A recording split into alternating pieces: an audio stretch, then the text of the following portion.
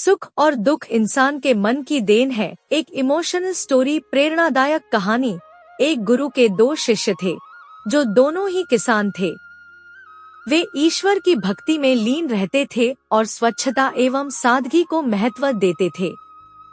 हालांकि दोनों की परिस्थितियां एक जैसी होते हुए भी उनमें एक बड़ा सुखी था, जबकि दूसरा हमेशा दुखी रहता था।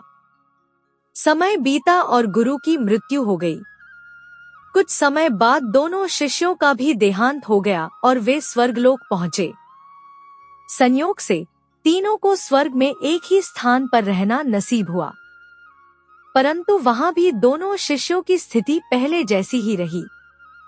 जो शिष्य धरती पर प्रसन्न चित्त था, वह स्वर्ग में भी आनंदित था। वहीं जो शिष्य हमेशा दुखी और अशांत रहता था, उसने स्वर्ग में भी अशांति का अनुभव किया।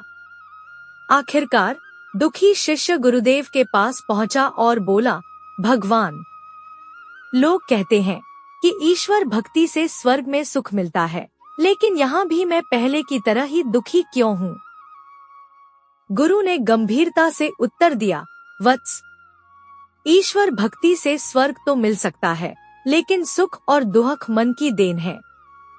यदि मन शुद्ध और शांत है तो नरक में भी सुख मिलेगा, और यदि मन अशांत है तो स्वर्ग में भी कोई आनंद नहीं मिलेगा। शिक्षा।